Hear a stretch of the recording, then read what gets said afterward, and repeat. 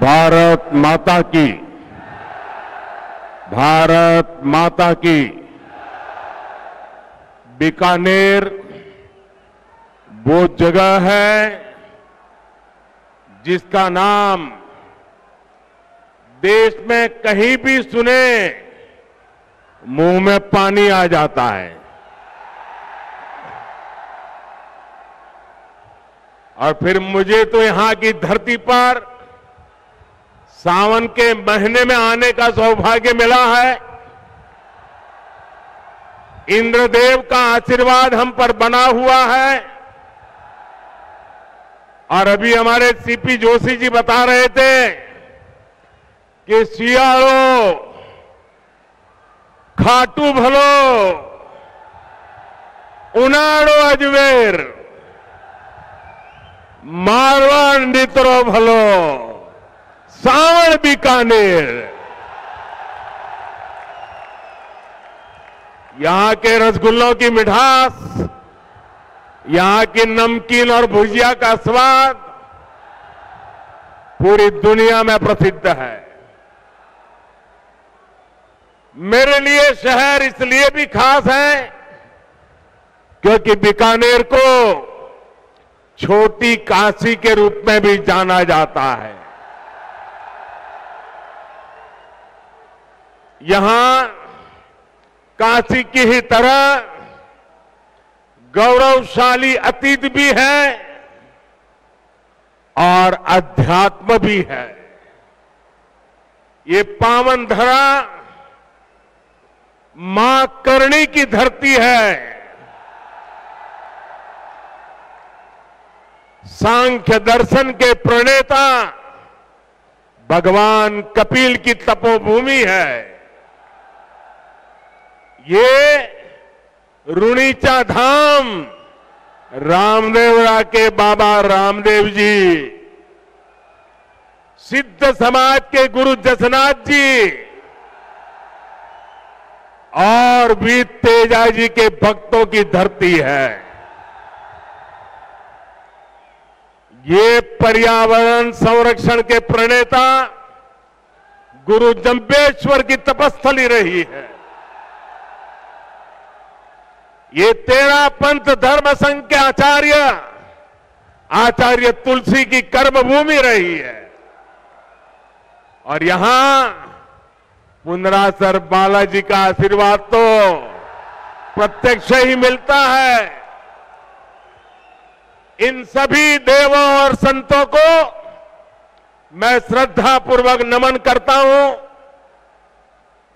आप सब इतनी बड़ी संख्या में यहां आए और अभी जैसे बताया 4-4, 5-5 घंटे से कड़ी धूप में आप आशीर्वाद देने के लिए मौजूद हुए। मैं जितना आपका आभार व्यक्त करूं उसके लिए मेरे पास शब्द कम पड़ रहे हैं। मैं फिर एक बार हृदय से आपका आभार व्यक्त करता हूं, धन्यवाद करता हूं। साथियों, ये उत्साह बताता है, मैं ऊपर देख रहा हूं वहां तक लोग ही लोग हैं।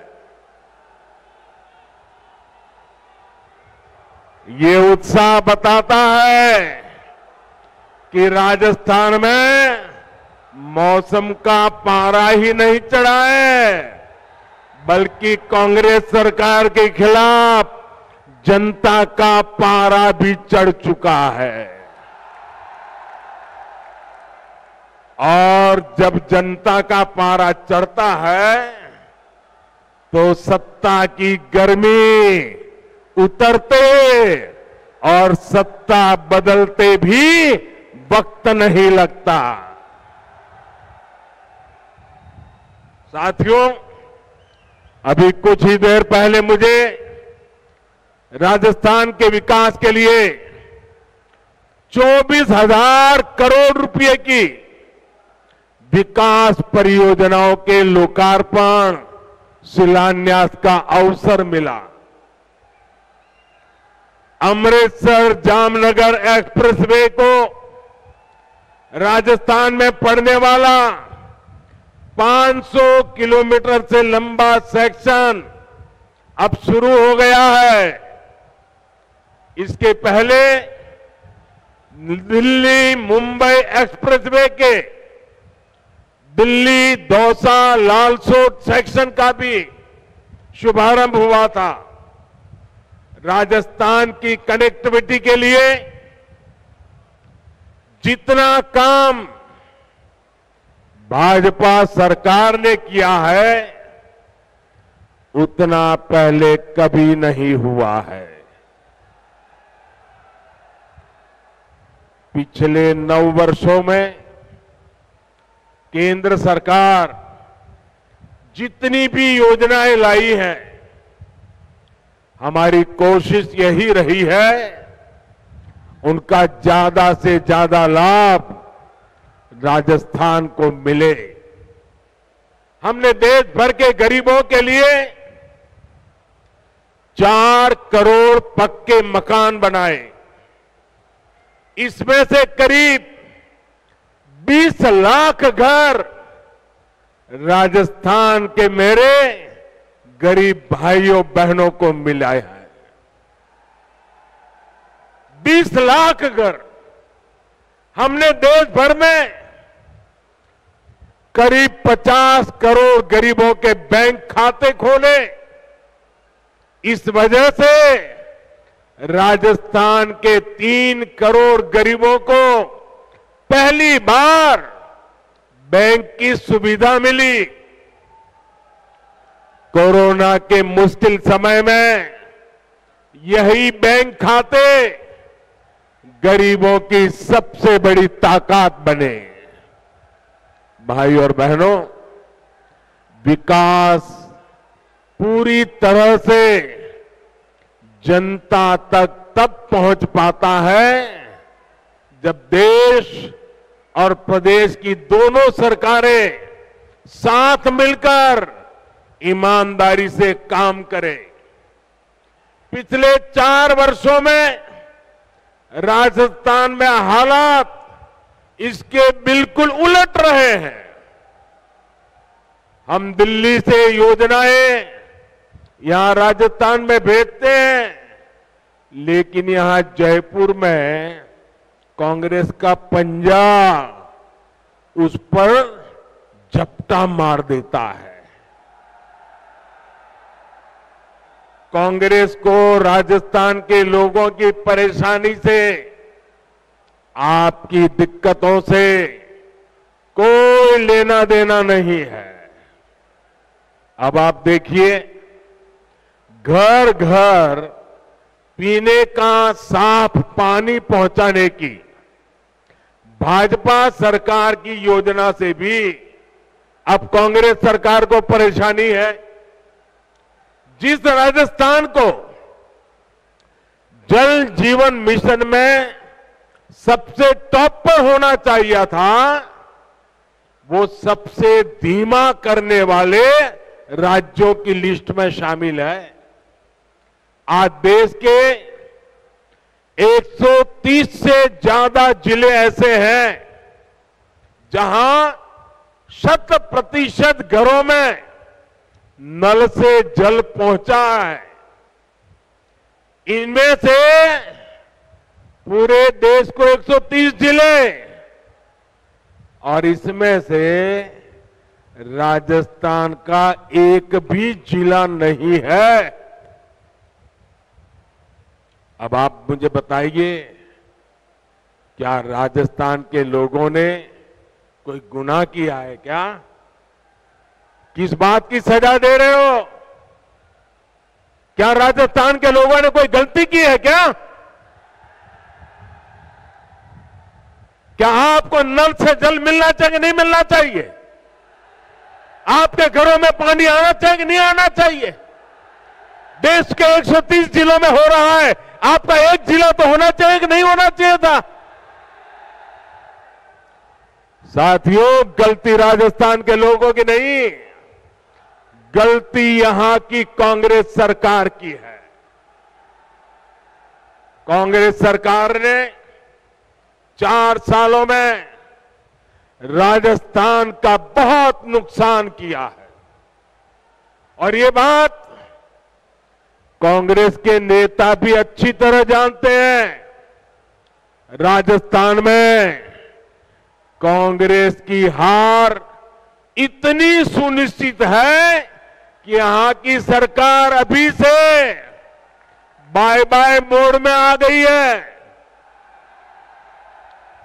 मुझे पता चला है कि कुछ मंत्री विधायक तो अभी से अपने सरकारी बंगले खाली करके अपने खुद के घरों में शिफ्ट होने लगे हैं। अपनी हार पर इतना भरोसा सिर्फ कांग्रेस के नेता ही कर सकते हैं। साथियों, पुरानी कहावत है कि दिया बुझने से पहले जोर से लपलपाता है। अपनी हार के डर से कांग्रेस भी ऐसा ही कर रही है। इसके लिए वो राजस्थान के लोगों को गुमराह करने पर उतर आई है। लेकिन भाइयों बहनों, आपको याद रखना है, कांग्रेस का एक ही मतलब है। कांग्रेस मतलब, साथियों आपका प्यार सर आंखों पर, आप आगे आने की कोशिश मत कीजिए। आपका प्यार मेरे सर आंखों पर। साथियों, कांग्रेस का मतलब है लूट की दुकान, झूठ का बाजार। लूट की दुकान, झूठ का बाजार, जो ये इन दिनों बड़े बड़े वायदे किए जा रहे हैं, उसमें लूट के इरादे और झूठ के पिटारे के सिवा और कुछ नहीं है। साथियों, कांग्रेस की झूठ और छलावे की राजनीति का शिकार सबसे ज्यादा राजस्थान का किसान हुआ है। आप मुझे बताइए, पिछले चुनाव में कांग्रेस ने किसानों का कर्ज माफ करने का वादा किया था। कांग्रेस ने वादा किया था। इनके नेता ने 10 दिन के भीतर भीतर कर्ज माफी की कसम खाई थी। क्या किसानों का कर्ज माफ हुआ? 10 दिन, 10 महीने और अब 4 साल कर्ज माफ हुआ क्या? किसानों को कुछ मिला क्या? यहां के किसान इतनी बड़ी मात्रा में बाजरा उत्पादन करते हैं। हमने मोटे अनाजों को श्री अन्न के तौर पर प्रमोट किया, दुनिया में पहुंचाने का बीड़ा उठाया है। बाजरा पड़ोस के हरियाणा में 2350 रुपये प्रति क्विंटल बिका, 2350 रुपया प्रति क्विंटल, और ज्यादा दूर नहीं हरियाणा में। और यहां राजस्थान में वही बाजरा किसान 1300 रुपये में बेचने को मजबूर हो गया। हमने राजस्थान के किसानों के लिए नर्मदा का पानी पहुंचाया। इन्होंने इसे रोकने में भी कोई कसम नहीं छोड़ी। किसानों से यही नफरत कांग्रेस की फितरत है, यही इनकी हकीकत है। साथियों, विकास के लिए यह जरूरी होता है कि सरकार ईमानदार भी हो और सरकार स्थिर भी हो। आज दुनिया में हिंदुस्तान का सम्मान बढ़ा है क्योंकि देश में आज एक स्थिर सरकार है। आपने स्थिर सरकार बना करके मुझे काम करने का मौका दिया है। जिन जिन प्रदेशों ने लगातार स्थिर सरकारों को चुना है, डबल इंजन सरकारों को चुना है, वहां प्रदेश भी तेजी से विकास कर रहे हैं। लेकिन राजस्थान में जब से कांग्रेस सरकार आई है, इन्होंने क्या किया? 4 साल से पूरी कांग्रेस पार्टी और सरकार बस आपस में लड़ रही है। हर कोई एक दूसरे की टांग खींच रहा है। अपने अपने गुट को मजबूत बनाने के लिए खुलेआम सौदेबाजी हो रही है। एक खेमे के विधायकों को ट्रांसफर, पोस्टिंग और लूट की खुली छूट मिली हुई है ताकि वो दूसरे गुट में भाग न जाएं। ये लड़ाई केवल खेमों तक ही नहीं है, सारे मंत्री भी आपस में लड़ रहे हैं कि इस विभाग में लूट का काम मुझे मिले, वो मुझे लूटने दिया जाए। इस विभाग का काम उस विभाग को क्यों दिया गया? इस मंत्री कमीशन उस मंत्री के पास कैसे चला गया? पूरी राजस्थान सरकार इसी खींचतान में लगी पड़ी है। और इस पर पूरी खींचतान के बीच राजस्थान के मुख्यमंत्री अपने बेटे का भविष्य बचाने में जुटे हुए हैं। उन्हें राजस्थान के बेटे बेटियों की कोई चिंता नहीं है। इस वजह से भी कई मंत्री विधायक उनसे खार खाए हुए हैं। आप मुझे बताइए साथियों, क्या ऐसे लोग राजस्थान का भला कर सकते हैं? राजस्थान के युवकों का भला कर सकते हैं? राजस्थान के गांवों का भला कर सकते हैं? राजस्थान के किसानों का भला कर सकते हैं? इन लोगों से राजस्थान के विकास की कोई उम्मीद नहीं की जा सकती है भाइयों। इन लोगों को मैं आज 2 टूक कह देना चाहता हूं। अब ये भ्रष्टाचार की नुरा कुश्ती बहुत हुई। अब लोकतंत्र के अखाड़े में जनता जनार्दन फैसला करेगी। अब राजस्थान को स्थिर सरकार चाहिए। अब राजस्थान को डबल इंजन की सरकार चाहिए। अब राजस्थान को परिवारवाद नहीं, अब राजस्थान को विकासवाद चाहिए। साथियों, राजस्थान में जब से कांग्रेस आई है, इसने एक और पहचान बनाई है। भ्रष्टाचार, अपराध और तुष्टीकरण। हालत यह है कि जब भ्रष्टाचार की रैंकिंग होती है तो राजस्थान उसमें नंबर 1 आता है, नंबर 1 आता है। जो राजस्थान अपनी शांति और सौहार्द के लिए जाना जाता था, वहां आज आए दिन सांप्रदायिक तनाव की घटनाएं हो रही हैं। पूरी कांग्रेस सरकार तुष्टीकरण में लगी हुई है। यहां सिस्टम इतना बेखौफ हो गया है कि पेपर लीक की एक अलग इंडस्ट्री खुल गई है।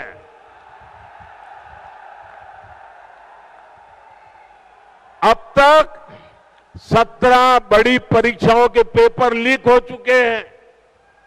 यानी यहां युवाओं के भविष्य से खुलेआम खिलवाड़ हो रहा है।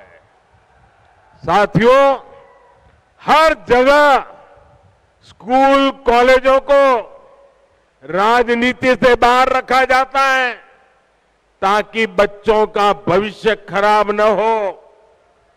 लेकिन राजस्थान में कांग्रेस की लूट ने शिक्षण संस्थानों को भी नहीं बख्शा। यहां के शिक्षक मुख्यमंत्री के सामने आकर कह रहे हैं कि तबादले के लिए खुली घूस चल रही है, लेकिन कहीं कोई सुनवाई नहीं हो रही। भाइयों और बहनों, महिलाओं के खिलाफ अपराध के मामले में, बलात्कार के मामले में राजस्थान सबसे आगे है। हालात ये है कि यहां रक्षक ही भक्षक बन रहे हैं और दुर्भाग्य ये कि बलात्कार और हत्या के आरोपियों को बचाने में पूरी सरकार जुटी हुई नजर आती है। अपने वोट बैंक की राजनीति के लिए हमारी बेटियों पर गलत नजर डालने वालों को कांग्रेस संरक्षण दे रही है। राजस्थान के लोग कांग्रेस के इन पांकुपों को अब ज्यादा बर्दाश्त नहीं करेंगे। ये महिलाओं के सम्मान की, उनकी आन बान की धरती है। ये राजस्थान की धरती है। ये मां पन्ना धाय की धरती है। ये वो धरती है जहां हाड़ा रानी ने अपने पति को युद्ध में भेजने के साथ ही अपना बलिदान दे दिया था। आत्मसम्मान और धर्म की रक्षा राजस्थान की रगों में है।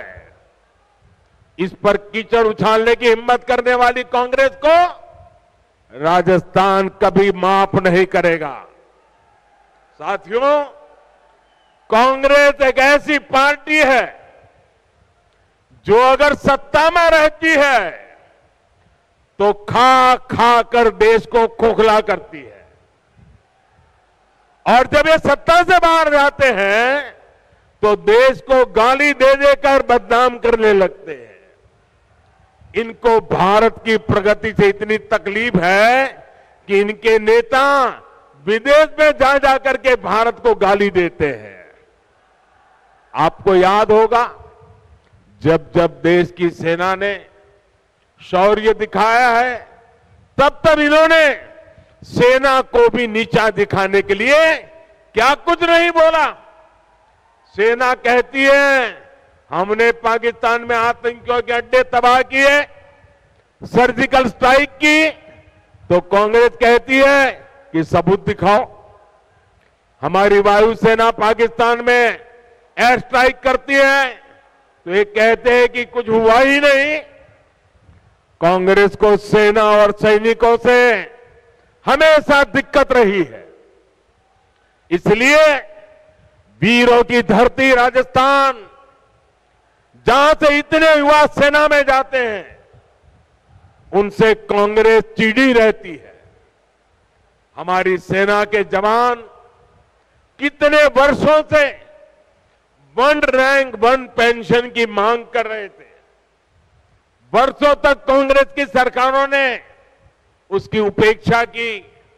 यही नहीं, सेना के काम में भी ये लोग झूठ और धोखेबाजी से बाज नहीं आए।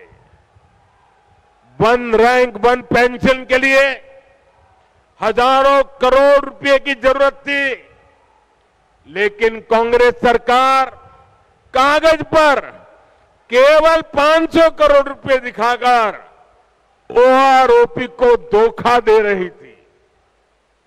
हमारी सरकार ने 1 रैंक 1 पेंशन लागू किया। पूर्व सैनिकों को इसके तहत करीब 65,000 करोड़ रुपए मिले हैं। राजस्थान के भी हमारे करीब 1.25 लाख पूर्व सैनिकों को इसका लाभ मिला है। इससे पता चलता है कि भाजपा और कांग्रेस की सोच में क्या फर्क है, भाजपा और कांग्रेस की नीयत में क्या फर्क है।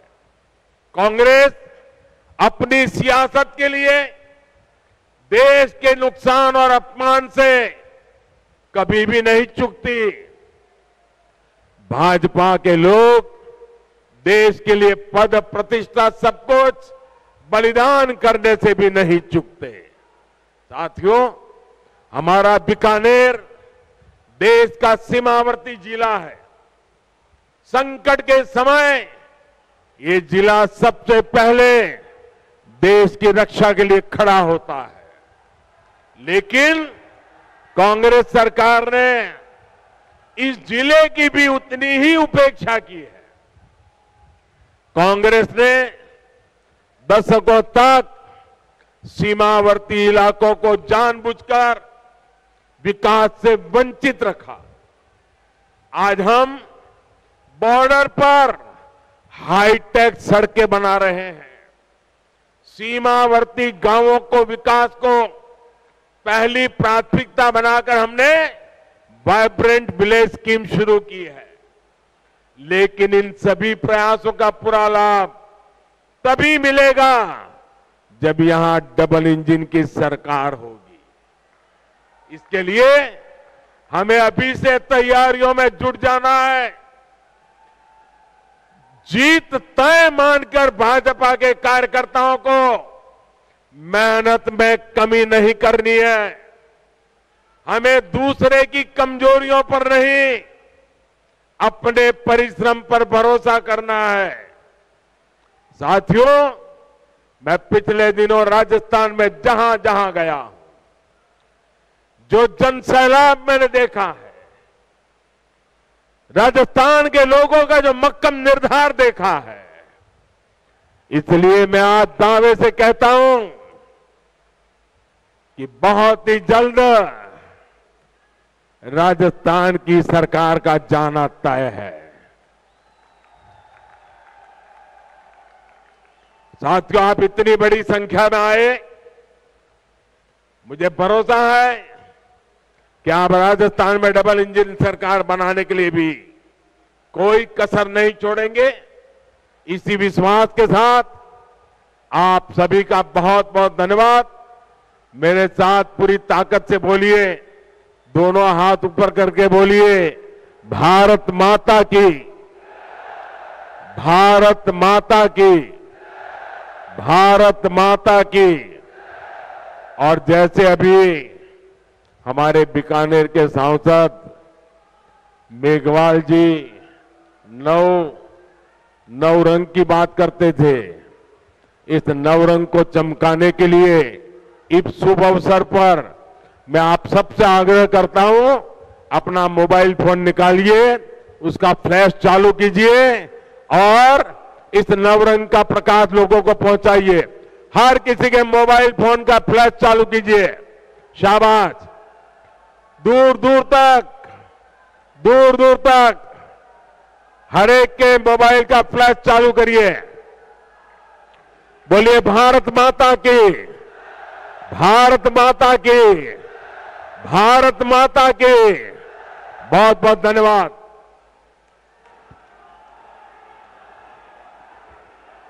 प्रधानमंत्री जी का हम सबको आशीर्वाद प्राप्त हुआ है, उसके लिए हम सभी उनके हृदय से आभारी हैं और ऐसा ही आशीर्वाद राजस्थान पे आपका बना रहे, यही हमारी अपेक्षा और आकांक्षा है। धन्यवाद। आप सब लोगों से निवेदन है, प्रधानमंत्री जी के प्रस्थान करने तक कृपया अपने जगह पे रहें, अपनी जगह पे विराजे रहें।